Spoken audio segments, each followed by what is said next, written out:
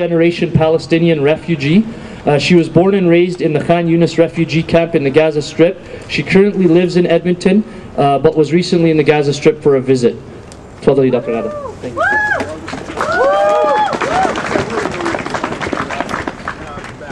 Well, good afternoon everyone, and thanks very much for coming in solidarity with Palestinian people.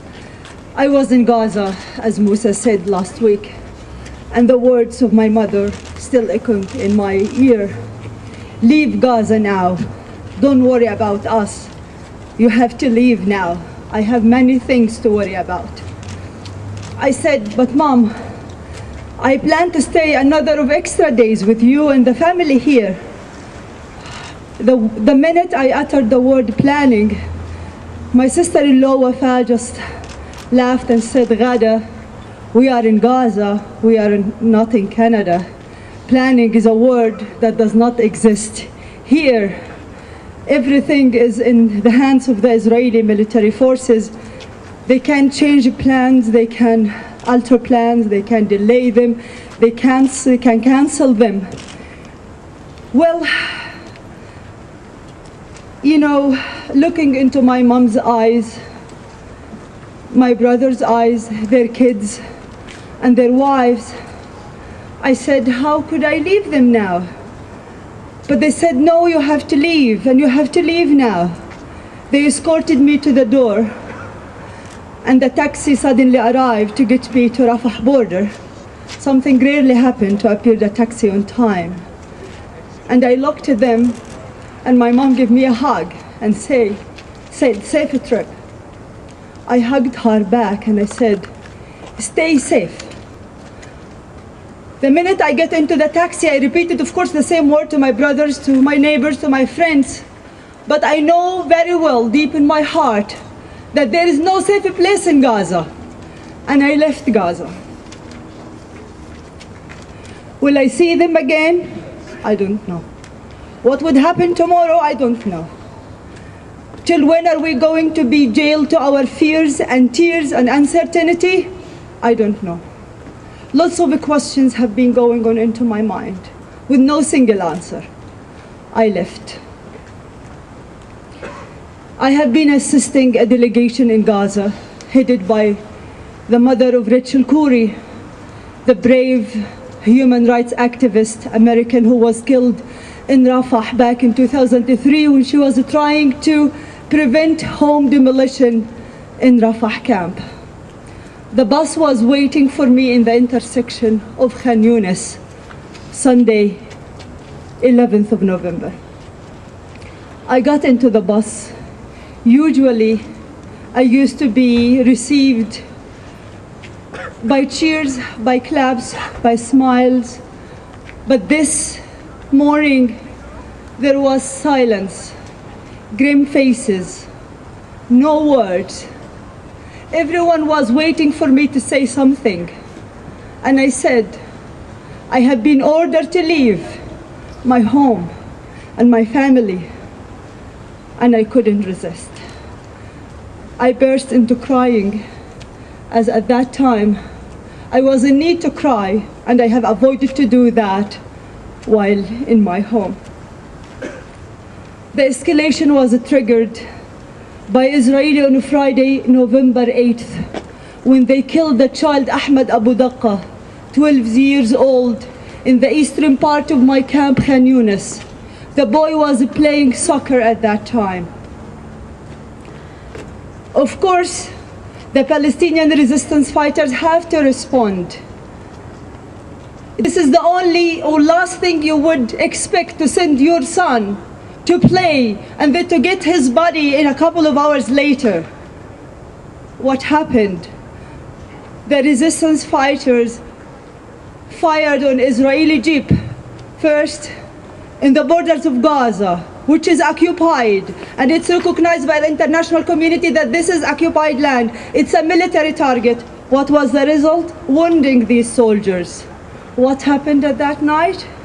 That was a nightmare, and that's what pushed me to leave Gaza, or let my family pushing me so hard that I leave. At that night, we have been subjected to the terror, the state terror. the Israeli state terror, bombardment. First they fired at a funeral gathering, killing 4 people. Then another firing, killing another 2 people, wounding another 50 people, and more. That night we couldn't sleep because it's F-16, it's Apache, it's the drones, it's the sound, it's the fear, you know, and the power is off. And you are expecting the worst. With every bomb, even you don't have access to news to know what happened. We have been asked to open, you know, the windows so that the windows do not get shattered. You hear the cries. The kids have been sent by my sister-in-law into our home because it's so difficult in a war with darkness. Even just to go to toilet, it's become a problem. To go for a child to fetch water, even for the cats in our home, they were jumping into our laps. So, in the opinion of many people, Netanyahu wanted to get elected. What is the way to the Knesset? What is the way to win his seat as a prime minister? Is on the blood of Palestinian people, on their skulls and their bodies. Here is the story. I can't hear the lies, but I'm going to tell what I have been witnessing and living for over 64 years, 6th generation of Palestinians. I left Gaza on Sunday 11th, and the Israeli army, as I said, killed 6 Palestinians, including 33 children, and wounded over 50 people, half of them children and women. The intense bombardment. Excuse me, sir, we're in Canada. We follow the rules here. It's not Israel. You can't just shout and scream. We have a talker speaking. Please respect that. And today's 6 days after I left Gaza, let's look to the figures. Over 45 people have been killed. Half of them are children and women. It's no more Ahmed Abu Daqqa. It's Omar al-Mashharawi, aged 4. It's his sister Hiba al-Mashharawi, aged 19, pregnant in her 6th month. It's Renan Arafat, and many more. They are names, they have families, they have hopes.